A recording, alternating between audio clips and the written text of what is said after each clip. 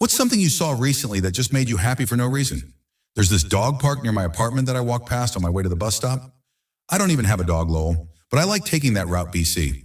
Seeing all the happy puppers running around just makes my morning better. IDK about you guys, but dog energy is just the best energy. Anyway, for like weeks, I kept noticing this older man, probably in his 70s, who would sit on the same bench every single morning. The weird thing was, he never had a dog with him. At first, I thought maybe he was just some creepy guy watching people or something. Sorry, but as a woman, you kind of have to think that way sometimes. But he just looked so peaceful, like he was just there to observe. He wore the same tan jacket every day and had this little thermos he'd drink from. Always sat super straight with his hands resting on his knees. Never bothered anyone. After about a month of seeing him there, I started to get curious for her. Like, why does this man come to a dog park with no dog almost every single day? I didn't want to be weird and just go up to him, though.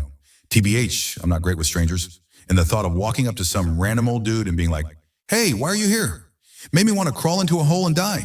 But then one morning it was raining and he was still there. Same bench, same thermos, same position.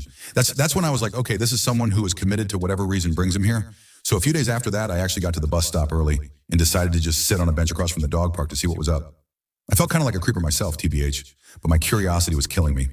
I watched him for like 20 minutes, which, yes, I know sounds stalkerish. He just sat there watching the dogs run around with this tiny smile on his face. Then this woman with a Labrador puppy came in. OMG, this puppy was so cute. Like the fluffiest little cloud of happiness you've ever seen. The puppy kept trying to play with bigger dogs, but was also kind of scared. Anyway, the puppy suddenly noticed the old man and bolted toward him. The owner was calling after it, but this puppy was on a mission. It ran straight to the old man's feet and started jumping up, trying to get his attention. And OMG, you guys, the look on this man's face, he just lit up, like his entire body changed. He carefully leaned down and let the puppy sniff his hand, and then he gave it the gentlest pets I've ever seen. The owner came over apologizing, but the old man just shook his head and said something to her. I couldn't hear what he said, but they talked for a few minutes, and the woman sat down next to him while the puppy climbed all over his lap. I ended up missing my Busby key. I couldn't look away, LOL, but eventually the woman and puppy left, and the old man just sat there for a while longer.